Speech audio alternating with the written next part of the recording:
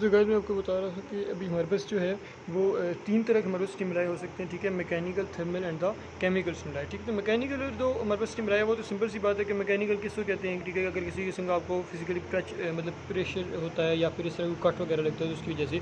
उसके बाद दो हमारे पास मैंने और बात की थी कि एक हमारे पास होता है क्या कहते हैं उसको हम केमिकल एंड थर्मल। थर्मल भी सिंपल टेम्परेचर हाई होने की वजह से, लेकिन जहाँ पे बात आती है मैकेनिकल किस वजह से होगा तो वहाँ पे बुक में हमारे लिखा हुआ है कि bradykinin, serotonin, histamine, potassium ion acids, acetylcholine वगैरह इन सारी जितने केमिकल की वजह से होगा, ठीक है। उसके अलावा कहते हैं कि प्रोस्टाग्लैंडिन, ये बहुत इंपॉर्टेंट बात अपने याद रखनी है कि जो प्रोस्टाग्लैंडिन और सब्सटेंस पी होते हैं ये हिट टू पेन काज नहीं करते but they enhance the sensitivity of the pain ending, ठीक है। तो ये आपने ना एमसीक्यूज़ के लिए एससीक्यू के लिए बात बहुत इंपॉर्टेंट आपने याद रखनी है कि हमारे पास जो प्रोस्टाग्लैंडिन है and also the substance P, ठीक है, ये दोनों हमारे उसके करते हैं कि enhance the sensitivity of the pain ending but do not directly excite them, ठीक है। ये खुद तो पेन नहीं काज करते लेकिन उसको बढ़ा देते हैं उसके एक्शन को।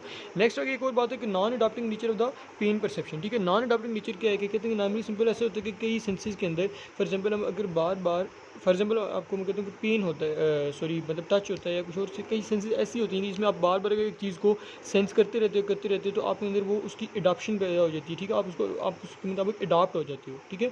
लेकिन पेन के बारे में ऐसा नहीं होता। ऐसा नहीं होता कि आपको एक बार पेन हुआ नेक्स्ट टाइम पेन होगा तो आप उसके लिए अडॉप्टेड होंगे और आपको पेन नहीं होगा। पेन आपको हमेशा होता रहेगा, ठीक है। बार बार आपको पेन होगा अगर जब जितना, बल्कि कई केसेस में ऐसा होता है कि आपको स्टिमुलाई ज़्यादा हो जाता है, उसको कहते हैं हाइपर एल्जीजिया, ठीक है। ये एक वर्ड लिखा है हाइपर एल्जीजिया। हाइपर एल्जीजिया क्या है कि हमारे पास increase in the sensitivity the pain receptor is known as hyperalgesia, ठीक है। ये हमारे नॉन अडॉप्टिंग नेचर थी। नेक्स्ट आगे इसके बारे में बात करते हैं तो ठीक है। नेक्स्ट इसके बारे में मैं आपको बताता हूँ, ठीक है। यहाँ पे देखो कि rate of the tissue damage as the stimulus for the pain, ठीक है। इस टॉपिक में सिर्फ ये लिखा हुआ है कि आपको ऐसा नहीं है कि जितनी ज़्यादा डैमेज है उतना ज़्यादा पेन होगा। अगर आपको फॉर एग्जांपल एक बंदे को एक कट लगा हुआ है, फॉर एग्जांपल किसी की फिंगर पे कट है, तो कट लगने के बाद उसको उतना पेन नहीं होगा जितना कट लगते के दौरान होगा, ठीक है। यानी कि ड्यूरिंग द एक्शन उसको पेन ज़्यादा हो रहा होगा, ड्यूरिंग द कटिंग पेन ज़्यादा हो रहा होगा, लेकिन आफ्टर कटिंग उसको पेन कम हो रहा होगा, ठीक है। इसमें ये लिखा हुआ है कि हमारे पास जब एक्शन हो रहा होता है कि उसका पेन ज़्यादा होता है, ठीक है। Rate of the tissue damage ज़्यादा स्टिमुलस फॉर द पेन। उसके अलावा ये भी है कि जितना ज़्यादा डैमेज होगा उतना ही ज़्यादा पेन होगा। ऑफकोर्स जितना ज़्यादा डैमेज होगा उतनी ही हमारे पास उसको नर्व एंडिंग उसकी डिटेक्ट कर पाएंगी और जितनी ज़्यादा नर्व एंडिंग डिटेक्ट करेंगे उतना ही पेन ज़्यादा होगा। नेक्स्ट एक special importance of the chemical pain stimuli during the tissue damage. इसमें सिर्फ टॉपिक में इतनी याद रखना आपने बातें कि कौन कौन से केमिकल्स हैं। यहाँ पे लिखो कि ब्रेडिकाइनिन, ठीक है, एक मिनट, यहाँ पे लिखा है कि ब्रेडिकाइनिन जो है वो सबसे ज़्यादा पेनफुल होता है, ठीक है। तो एमसीक्यूज़ के लिए ये बात ज़्यादा इंपॉर्टेंट है, एमसीक्यूज़ के लिए तो नहीं है कि कौन सा केमिकल जो पेन ज़्यादा काज करता है। तो bradykinin is the most important chemical for causing the pain. Bradykinin के अलावा और कौन कौन से हैं तो उसके अलावा जो इंपॉर्टेंट है, ठीक है। तो अब कहते हैं प्रोटीग्लाइटिक एंजाइम्स या पोटाशियम आयन कंसंट्रेशन वगैरह हैं, ये बहुत इंपॉर्टेंट है, ठीक है। अब कहते हैं कि ये डायरेक्टली अटैक करते हैं नर्व एंडिंग को। उसके बाद यहाँ पे नीचे लिखो tissue ischemia as a cause of pain. तो टिश्यू इस्कीमिया की वजह से ऑफकोर्स पेन होगा। जब टिश्यू इस्कीमिया होगा तो क्या होगा कि न्यूट्रिएंट सप्लाई नहीं पहुंचेगी आर्टरीज को, ब्लड वेसल सॉरी मसल्स वगैरह को या जो भी वहाँ पे स्ट्रक्चर होंगे, न्यूट्रिएंट सप्लाई नहीं पहुंचेगी तो एज अ रिजल्ट हमारे पास जो है वो इस्कीमिया हो जाएगी, ठीक है। मैं आपको बताता हूँ, एक मिनट, ठीक है। यहाँ पे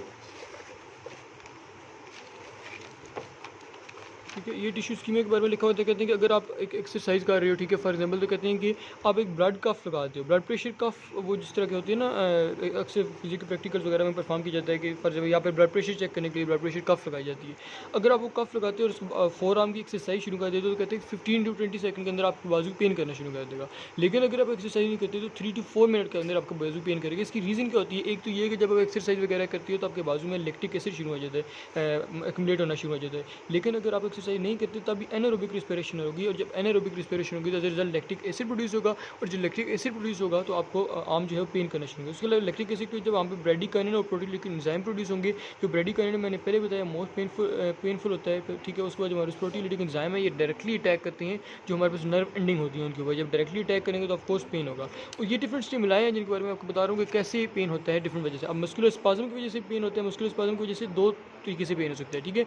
एक तो डायरेक्ट इफेक्ट की वजह से हो सकता है और दूसरा इनडायरेक्ट इफेक्ट। अब डायरेक्ट इफेक्ट कैसे है? जब हमारे पास मस्कुलर स्पाज्म होगा, ठीक है, तो उस वजह से क्या होगा कि मैकेनो सेंसिटिव पेन रिसेप्टर्स होते हैं, ठीक है। मैकेनो सेंसिटिव यानी कि डायरेक्टली मतलब हमारे पास हुआ तो मैकेनो सेंसिटिव थे, ठीक है, सेंसिटिविटी हुई उनकी वजह से और यहाँ पे आपको पेन होना शुरू हो गया, ठीक है। ये तो हुआ डायरेक्ट इफेक्ट। दूसरा अब इनडायरेक्ट इफेक्ट कैसे हो सकता है? इसकी वजह से कि इसकी वजह से इस्कीमिया हो जाएगा और इस्कीमिया में क्या होगा वही फर्दर जो मैंने आपको सारा पहले बता दिया कि एनारोबिक रिस्पिरेशन होगी, लैक्टिक एसिड एक्यूमुलेट होगा, उसका ब्रेडिकाइनिन और प्रोटीन एंजाइम वगैरह उस सब की वजह से, ठीक हो गया। तो हमारे मस्कुलर स्पाज्म की वजह से भी। उसके अलावा बहुत ही नेक्स्ट आगे इंपॉर्टेंट चीज़ चीज़ आ जाती है कि peripheral pain fiber fast and the slow fibre. ठीक है, ये मैं आपको पहले बताया था कि मैं आपको साथ से बता दूँगा डिफरेंसेस में।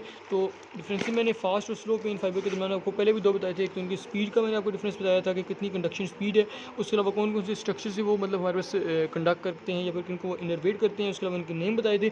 नेक्स्ट अब यहाँ पे लिख लें कि कौन कौन से फाइबर्स होते हैं। ठीक है, फास्ट पेन के अंदर इस टॉपिक में जो लिखा है वो मैं आपको सारी समरी बताता हूँ। फास्ट पेन के अंदर हमारे पास डेल्टा फाइबर जो है वो इन्वॉल्व होते हैं, जबकि जो हमारे पास स्लो पेन है, ठीक है, स्लो पेन के अंदर कौन से फाइबर होते हैं, उसके अंदर टाइप सी फाइबर इन्वॉल्व होते हैं। लेकिन आप ये कहना बिल्कुल गलत है कि सिर्फ टाइप सी है, प्लस हमारे पास हम कहेंगे ए डेल्टा फाइबर्स इन्वॉल्व होते हैं। लेकिन जो ए डेल्टा फाइबर्स हैं there involved in very slow concentration या फिर अमाउंट कह सकते हैं, ये थोड़े नंबर में होते हैं और सी फाइबर बहुत ज़्यादा नंबर में होते हैं।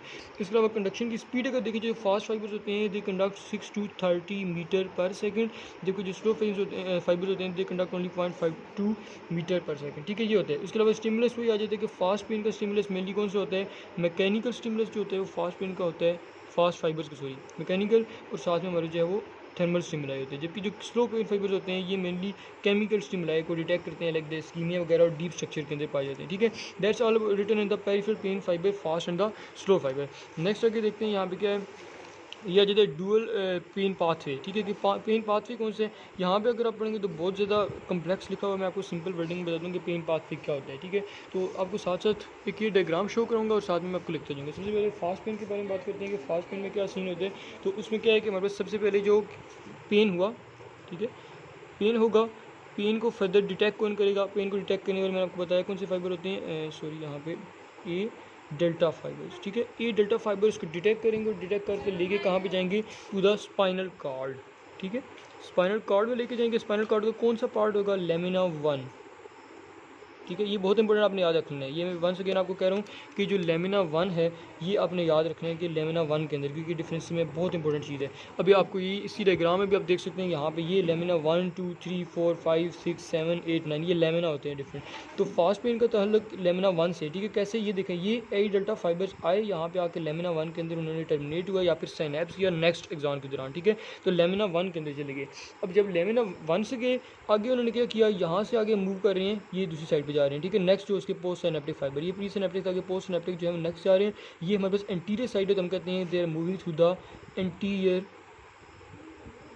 कमिशर। ठीक है, एंटीरियर कमिशर के थ्रू मूव कर रहे हैं। कमिशर क्या होता है, सिंपल इसका जो स्ट्रक्चर होता है लाइक लिप्स में भी कोनों पाया जाता है, इसको कमिशर कहते हैं। ठीक है, तो एंटीरियर कमिशर के थ्रू ये हमारे मूव कर रहे हैं। ये देखा आपने, ये इन्होंने ये फाइबर बनाया और एंटीरियर कमिशर के थ्रू फास्ट पेन फाइबर जो है वो आगे मूव करें। अब फास्ट पेन फाइबर एंटीरियर कमिशर के थ्रू मूव करके जाएंगे कहाँ पे, ब्रेन के अंदर जाएंगे थ्रू द एंटीरियो लैटरल कॉलम। ठीक हो गया, एंटीरियर लैटरल कॉलम के थ्रू जाएंगे।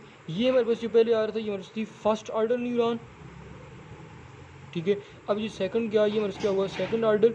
अब एंटीरियर लैटरल कॉलम से आगे जाके उन्होंने परसीव भी तो कहीं पे होना है, तो कहाँ पे होंगे, तो बेसिकली आपने याद रखना है कि जो मेनली होता है हमारे पास ज़्यादा क्वांटिटी में ये थैलेमस के अंदर जाएंगे। ठीक है, थैलेमस के अंदर, लेकिन थोड़ी बहुत स्मॉल क्वांटिटी के अंदर। ये मैं यहाँ पे आपको ये लेस का साइन बना रहा हूँ, इस वजह से आपने याद रखना है कि थोड़ी बहुत स्मॉल क्वांटिटी के अंदर ये reticular area of the brain के अंदर भी जाते हैं। रेटिकुलर एरिया हमारे मेडुला में होता है। ठीक है, लेकिन मेनली कहाँ पे जाते हैं, थैलेमस में। अच्छा, अब अपने याद रखेंगे कि थैलेमस में भी फर्दर 2 सेंटर्स होते हैं। ठीक है, थैलेमस में भी फर्दर 2 सेंटर होते हैं। एक होता है हमारे पास वेंट्रोबेजल। ठीक है, एक हमारे पास होता है वेंट्रोबेजल कॉम्प्लेक्स, जिसके अंदर ये मेनली जाते हैं या फिर ज़्यादा क्वांटिटी में वेंट्रोबेजल कॉम्प्लेक्स में जाते हैं, लेकिन थोड़ी बहुत क्वांटिटी में फर्दर। ठीक है, मैं आपको यहाँ पे वही साइन बना रहा हूँ कि थोड़ी क्वांटिटी में यहाँ पे जाते हैं, किसके अंदर, थोड़ी बहुत जाते हैं posterior nuclei of the thalamus के अंदर। ठीक है, पोस्टीरियर न्यूक्लियाई के अंदर। ठीक हो गया, अभी क्या होगा, पेन आया ए डेल्टा फाइबर के थ्रू, फिर स्पाइनल कॉर्ड के थ्रू गया लेमिना 1 में, एंटीरियर कमिशर के थ्रू मूव करता हुआ एंटीरियर लैटरल कॉलम में, फिर वहाँ से उसने ब्रेन में जाना है थ्रू द, ये जितनी भी है नीचे हमारे पास आ रही है ये वाली सारी हमारे पास होती है थर्ड ऑर्डर न्यूरॉन। ठीक है, थर्ड ऑर्डर न्यूरॉन के थ्रू उसने जाना है, कहाँ पे जाएगा, थैलेमस के अंदर। फिर रेटिकुलर एरिया, थैलेमस के अंदर ज़्यादा गया, रेटिकुलर एरिया में कम, थोड़े से फाइबर रेटिकुलर एरिया में भी थे।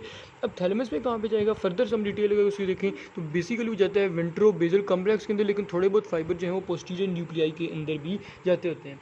अब सारा यहाँ पे चला गया, अब वो डिटेक्ट कहाँ पे होगा, बेसिकली एक मिनट में ये थोड़ा सा ख़राब सा हुआ है, तो तो अब यहाँ से जितना भी वेंट्रोबेसल कम्प्लेक्स था या फिर हमारे पास जो है वो पोस्टीरियर न्यूक्लाई था, ठीक है, दोनों स्ट्रक्चर थे, इन दोनों से वो जाएगा टू द सोमैटोसेंसरी कॉर्टेक्स, ठीक, कॉर्टेक्स के अंदर जाएगा जहाँ पे उसने आगे मतलब मेन बेसिकली उसका एंड होना है, यहाँ पे उसने परसीव होना है, ठीक है। This is all the path I am repeating, A delta fibre through the lamina 1, ठीक है, यहाँ पे उसकी फर्स्ट ऑर्डर न्यूरॉन खत्म होती है, फिर आगे एंटीरियर कमिश्नर के थ्रू एंटीरियर लेटरल कॉलम से मूव करता हुआ ब्रेन तक जाएगा। ब्रेन में कहाँ पे जाएगा, मेनली थैलेमस में जाएगा, लेकिन थोड़े बहुत फाइबर रेटिकुलर एरिया में भी होंगे। थैलेमस से आगे मेनली वो थैलेमस के अंदर मेनली वो वेंट्रोबेसल कम्प्लेक्स के थ्रू जाएगा, लेकिन थोड़े बहुत फाइबर पोस्टीरियर न्यूक्लाई से। अब ये सारे जितने भी फाइबर जहाँ पे भी जा रहे हैं वो आगे एंड कहाँ पे होंगे, into the cortex. This is all about the fast pen.